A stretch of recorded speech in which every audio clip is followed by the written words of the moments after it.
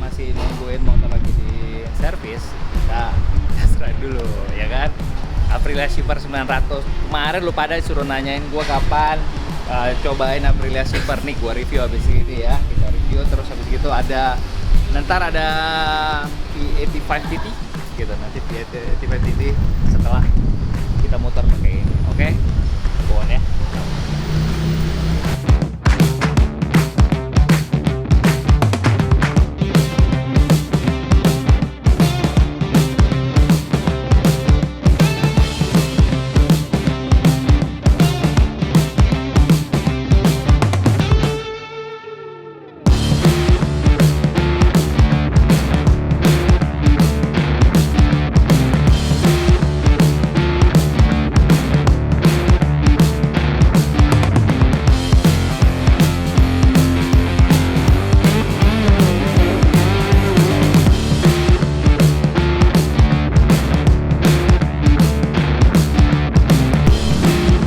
Bismillahirrahmanirrahim. Aprilia Super 900. Nih buat kemarin-kemarin yang minta gua review Aprilia Super 900, sekarang mari kita gas.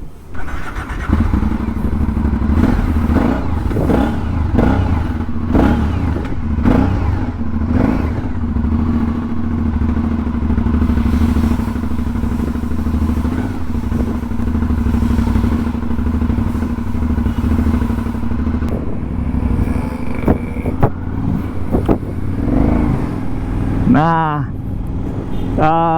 gue jelasin sedikit ya sebelum kita muter. Jangan lupa panas-panasin ban. Nah, basicnya Aprilia Super 900 ini mesinnya 900 cc. Ini mesin baru basicnya. Terus horsepowernya, mesinnya V-twin. Jadi enak banget sebenarnya, mesinnya nggak terlalu gede. Terus horsepowernya 95. Terus dia punya apa namanya, torsi itu 90 Nm, 90 Nm, which is menurut gue cukup banget. Gue sekarang pakai gigi 2, udah shocknya udah bisa lu adjust preloadnya. Terus apa namanya, reboundnya juga bisa di adjust. Double disc, tubular trellis ya kan. Udah ya Italia banget lah ya mesinnya. Ininya TFT nya gede, udah mirip kayak di motor gua sih sebenarnya, mirip di yang RSV4. Ada pilihan traction control juga. Cuman ini belum quick shift. Jadi masih manual, masih pencet kopling. Jadi belum apa namanya, belum otomatis lah, quick shift atas bawahnya belum gitu. Tapi ya nggak ada masalah juga gitu. Koplingnya enteng tuh, enteng banget. Motornya apa ya, nimble banget sih tuh, enak banget motornya, agile menurut gua sih. Tapi gua belum lihat nih dia punya apa namanya torsi nanti ya ketika kita buka. Kita belum lihat, kita lihat aja nanti agak di depan pas yang jalannya agak mendingan, agak kosong, kita cobain. First impression gua, motornya tuh nggak nakutin, nggak tinggi. Ini 810 mm dia punya seat. Jadi buat lo yang tingginya segua 174, hampir napak, nggak full napak sampai ke tumit lo sih, nggak, hampir napak tapi fine. Kalau lo masih tingginya di bawah 170 masih agak jinjit lah ya, tapi jinjitnya juga nggak yang parah banget, nggak aja, karena ini nggak setinggi apa misalkan Aprilia RSV4 ya, yang 830-an gitu. Terus atau misalkan Yamaha R1M yang sampai 850, nggak. Ini basicnya pendek lah gitu. Jadi untuk lo yang tingginya 170 ke bawah tuh masih fine banget. Terus mesinnya V-twin ya, keren kan mesinnya V-twin, bukan parallel twin ya. Jadi untuk ngebelah kemacetan sih enak banget sih. Jadi nggak terlalu berasa banget lah gitu. Lu harus butuh effort.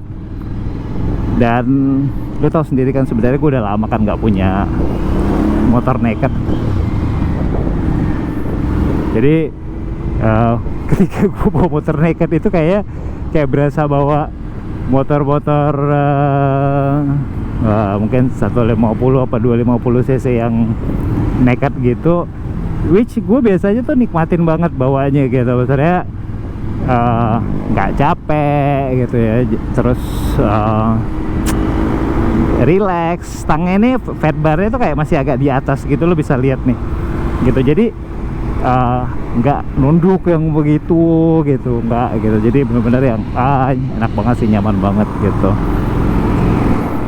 Terus ya cuman kalau lagi nggak ada suara begini sih, orang bisa mikirnya apa namanya, kayak wah ini jangan-jangan ini bukan mobil lagi gitu ya, padahal 900 cc gitu kan. Nih lihat nih gimana kita ngebelah kemacetan, oke? Sesantai itu. Tapi jalan sini sih emang rame. Oke, nanti di depan gua mulai akan sedikit buka-bukaan gitu. Nah, pricing nanti lo bisa lihat di gue masukin nanti harganya berapa. Gue belum cek sih harga price listnya tadi berapa, karena tiba-tiba langsung disuruh ngetes men. Dan kita tidak membuang-buang kesempatan ketika kita disuruh ngetes motor, ya nggak? Dan lu pasti udah lama banget nggak lihat gue ngetes motor, pasti udah kangen banget lihat gue nge-review motor. Wow, powernya berasa. Oke. Yes. Wow, seru. Kita menerobos di tengah keramaian ibu kota.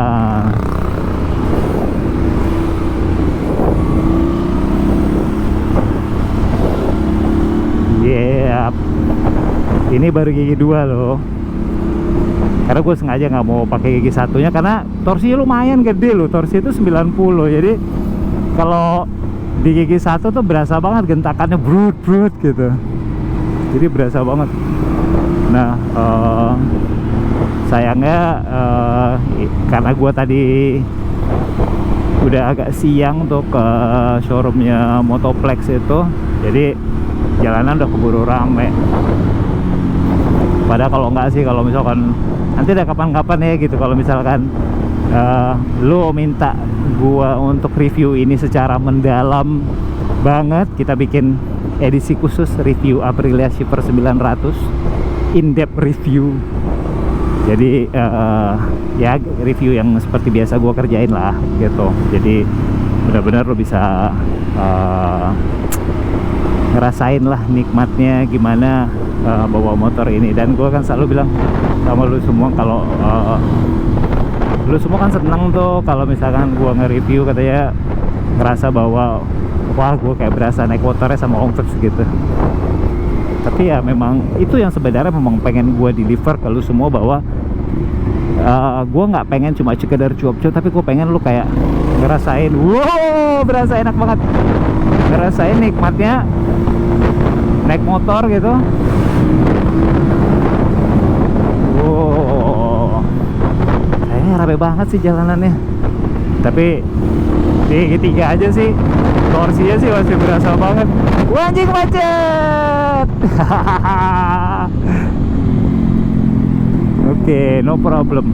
Nah, sebenarnya ada bagusnya juga sih gitu ya, dalam artian ketika lu nyobain motor dalam kondisi macet begini, apa namanya, lu bisa ngerasain sih sebenarnya mesin motor lu panas apa enggak. Nah, itu kan penting banget ya, karena secara kita jalan di Jakarta kan macet gitu ya. Maksudnya almost aduh, sampai hari ini kebayangin ya, hari apa sih, Sabtu kan ya. Hari Sabtu aja tuh masih berasa banget jalan itu rame banget, apalagi kita ngomongin hari biasa ya gitu. panasnya itu datang di bagian belakang betis gua. Nah ya betis pasti di belakang sih ya, maksudnya di bagian betis gua, di bagian belakangnya itu memang sirkulasi dia punya heatnya itu ada di situ. Tapi itu di sebelah kiri doang, di sebelah kanan enggak sih sebenarnya. Nah terus masih kanannya aman, justru ini cuma di kiri doang sih lebih berasanya ya. Nah terus di sini nih kayak lagi rame, jalan rame begini nih ya, macet begini kan, lo bisa sebenarnya kalau lo nge-review motor lagi dalam kondisi jalannya lancar-lancar aja, pasti semua motor gua jamin adem, nggak ada yang panas gitu. Tapi ketika lo coba dalam kondisi macet, lo baru tahu motor itu seberapa panasnya ketika dia kena macet-macetan atau kena jalan yang ngampet kayak begini. Nah lo baru bisa nikmatin, wow enak motornya macet. Nah itu baru lo baru akan ngerasain. Jadi jangan cuma nyobain motor di saat motornya jalannya lancar, karena kalau oke lah, kalau misalnya kayak gini kita ngomongin kalau pas lagi jalannya lancar ya, sebenarnya semua motor ya mau apapun pasti nggak akan panas gitu. Motornya sih powerful, asli powerful. Torsinya gede, 90 Newton meter, horsepowernya 95. Tuh lihat, gua biasa aja sih, kayak nggak sebenarnya ya, kalau tingginya segua ya gitu ya, napak sih full gitu, aman. Jadi nggak usah worry, nyaman lah, nyaman. Suara khas V4 V-twin itu kan gitu kalau dikit. Nah gua harus berhenti dulu di sini.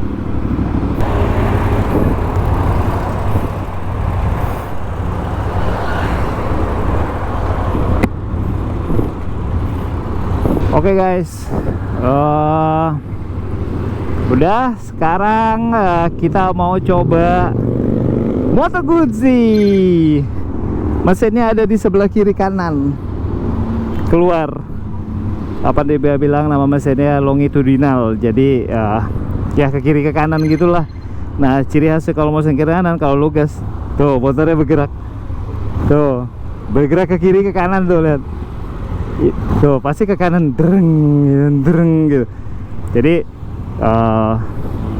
standar mesinnya, ini mesinnya V-twin juga.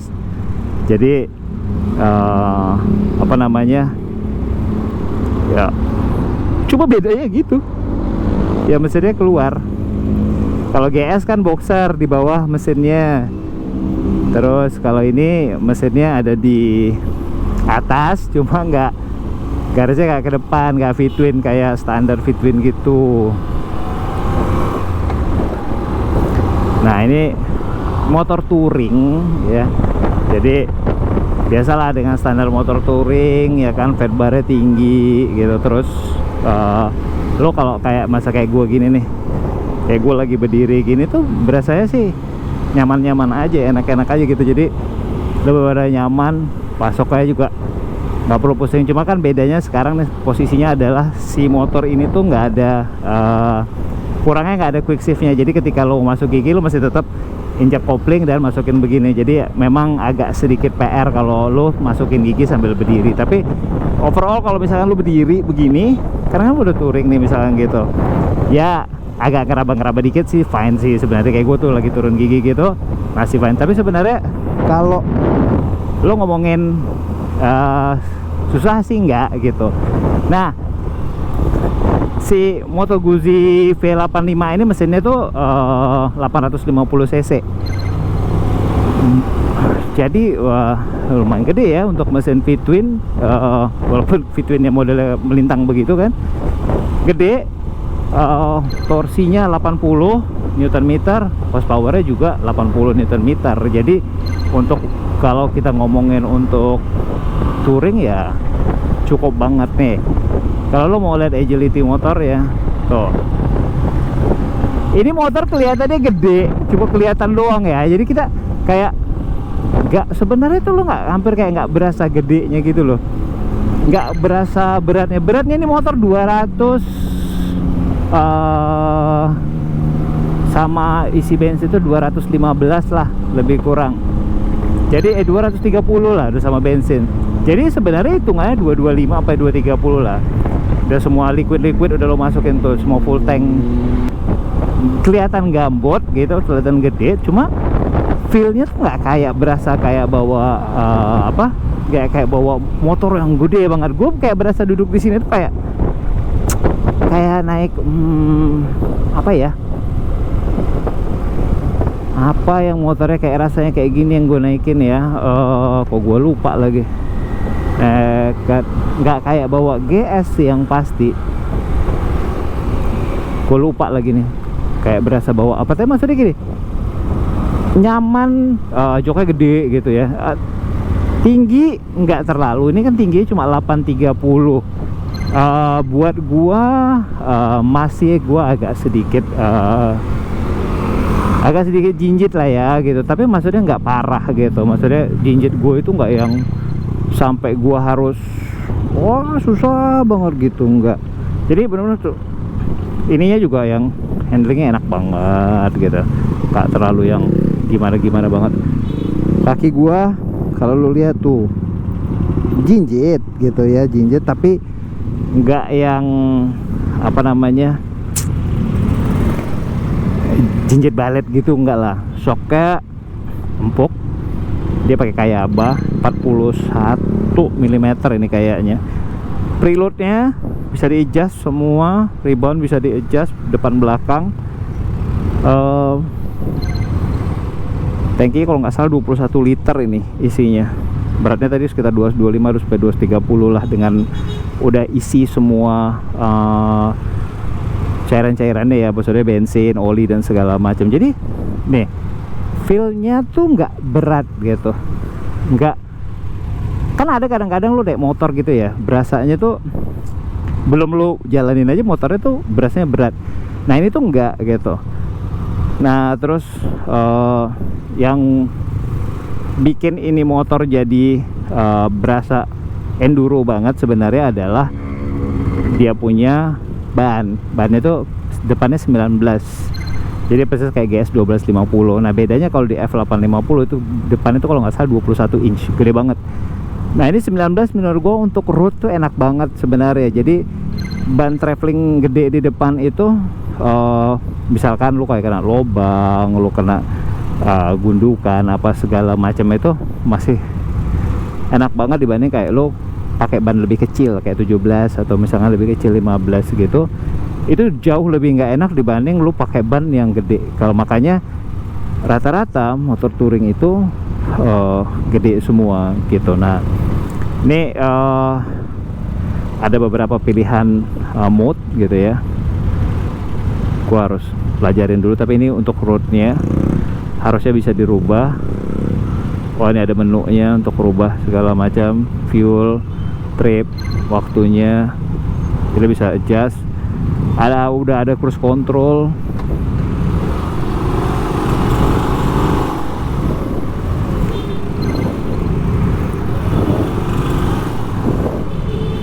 Dia nggak gede-gede banget sih, powernya 80 horsepower. Terus dia punya torsi juga 80, cukup banget. Jadi buat lo nggak terlalu ngerasa terintimidating ketika lo bawa ini motor gitu. Jadi kadang-kadang kan yang bikin, karena gue tuh suka banyak dapat kayak masukan dari orang-orang tuh bahwa kayak misalkan nih yang beli motor ini motor itu ya, jadi kayak mereka ngerasa tuh bahwa gue tuh ngerasa kadang-kadang ngerasa nggak nyaman katanya. Jadi kayak gue ngerasa takut itu karena motornya ketinggian gitu, terus kayak ngerasa motornya jadi intimidating banget sehingga lu ngerasa nggak pede sama motornya sendiri. Jadi lu kayak nggak nyatu sama motor ya, padahal itu tuh penting banget kan sebenarnya buat lo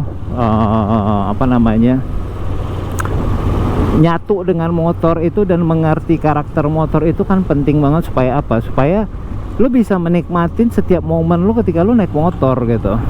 Nah Itu tuh penting banget sebenarnya. Jadi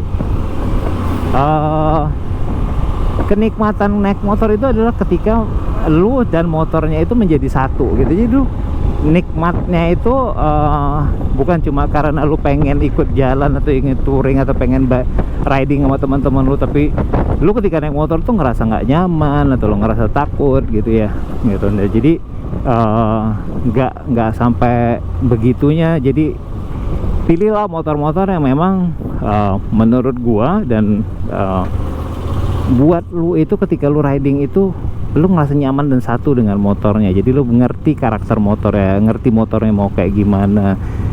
Jadi lu nggak pernah takut tuh ketika lu mau touring, ketika lu mau riding dan segala macam, lu nggak ada ngerasa terintimidasi gitu. Nah, balik lagi ke motor ini tadi gue udah bilang kayak ketika lu jalan sama di motor gitu ya, maksudnya riding gitu, lu pasti tahu karakter. Lihat kayak misalnya karakter mesin ini, ya kan, ini longitudinal, jadi mesinnya melintang ya kan. V-twin itu keluar gitu, lo lihat tuh bloknya keluar situ. Nah ini kan mirip sebenarnya kayak mesin boxer, cuma boxer itu kalau yang di GS kan di bawah situ, jadi lebih kurang sama lah gitu ya. Jadi ketika lu buka tuh jadi dia ada kayak geng gitu ya. Jadi ada dia punya goyang-goyangan gitu. Ada gitu. Jadi ya karakter mesinnya Moto Guzzi semua begitu, mau yang V7 Racer, V9 apa namanya, V9 itu apa ya, itulah namanya, ada V9 gue lupa nama panjangnya apa. Sama gitu. Jadi memang memang karakter engine ya gitu, memang karakter engine. Jadi lu harus ngerti karakter mesin masing-masing. Nah kita ngomongin tadi ini kan kita jalan agak macet-macetan ya. Jadi kalau dalam kondisi tadi, nah ini karena bloknya memang ada di atas sini nih, jadi sebenarnya bagian bloknya tuh nggak begitu panasnya nih, kayak gue pegang itu nggak begitu panas ya. Cuma hawa yang dari bawah sini tuh memang agak berasa di dekat tulang kering lo gitu. Jadi tulang kaki lo itu masih agak sedikit berasa. Parah panasnya nggak parah panasnya, cuma kayak ada rasa angetnya di situlah gitu. Jadi kalau lo masuk ke daerah dingin sih ya fine aja sih sebenarnya gitu. Nah sekarang kita mencoba agility ini motor ya gitu. Maksudnya seberapa agile-nya sih ini motor. Tapi kayak gue bilang tadi, kalau kita ngomongin agile sih, agile motornya enak banget gitu tuh. Nurut lah kalau gue bilang, maksudnya lu nggak perlu takut motornya nggak nurut sama lu gitu ya, selama lu juga istilahnya apa namanya, ngerti lah sama motornya ya. Jangan lu nggak biasa bawa moge terus bawa beginian ya, seruntulan di jalan ya resiko kalau gua bilang. Jadi jangan underestimate, nggak boleh juga gitu. Lu tetap harus precaution gitu, karena bagaimanapun ini motornya cc-nya gede gitu, 850 cc. Jadi bukan mocil. Ya coba nih kayak gitu. Wah, tuh sebenarnya dapet kan, enak kok motornya. Jadi 80 torsi 80 sih gede banget, enak. Dashboardnya udah TFT, udah kayak apa namanya, udah kayak Aprilia punya. Ya memang satu grup ya kan. Jadi gua rasa sih mereka pakai apa namanya, bahan yang sama sih.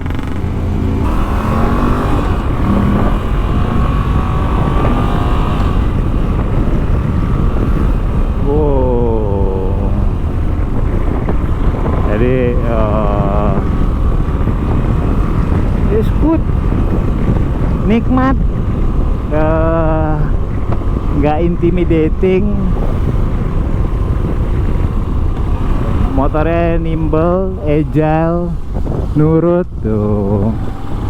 Just menurut gue sih enak banget ya. Belok kiri, maka kita udah hampir sampai di lokasi ya kan.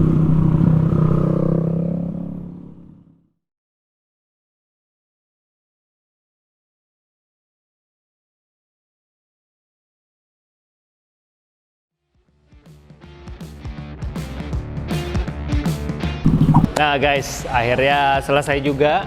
Tadi habis ngetes Shipper 900 sama V85 TT Moto Guzzi. Motor gua katanya juga udah selesai di servis, bentar lagi gua balik. Nah, buat lo semua yang penasaran tadi sama harga motornya, yang untuk si Shipper 900 itu 555. Kalau yang V85 TT itu 645, tapi itu katanya ada diskonnya harganya gitu. Terus nah, gue udah selesai ini sekarang dari servis, udah saatnya pulang. Gue udah thank you banget buat Motoplex, udah minjemin unit test ride-nya tadi buat gue cobain. Udah santai-santai di sini, udah bisa ngopi-ngopi, udah santai-santai lah dari tadi. Motor akhirnya selesai juga dan gue pulang. Nah, buat lo semua yang punya motor Aprilia, Moto Guzzi, sekarang udah ada showroomnya dan ada servisnya juga. Jadi lo bisa servis lo punya motor di sini sekarang. Jadi nggak usah worry lagi, nggak usah nyari-nyari, pusing lagi nyari tempat servis yang resmi ya, yang ATPM. Udah ada sekarang di Motoplex di Antasari, Jakarta Selatan, Jalan Antasari, Jalan Pagar Antasari. Nah, ntar kapan-kapan gue main sini lagi, gue pengen nyobain sebenarnya Cafe Racer sama V7 Cafe Racer tuh. Sama nanti kalau ARS 660 udah keluar ya. Tapi katanya belum, tapi nantilah kalau udah keluar. So, buat kalian yang nyari Vespa juga ada loh Vespa di sini. Cuma gua Vespa nanti ada tersendiri lah ya. Nah, intinya gitu doang. Nah, thank you banget buat Motoplex sudah servis motor gua. Next nggak usah pusing-pusing, gua akan balik lagi ke sini untuk servis. Oke guys, thank you for watching. Keep support channel Vep78. Gua dan Om Marlin pamit undur diri. Sampai ketemu di video-video berikutnya. Ciao ciao.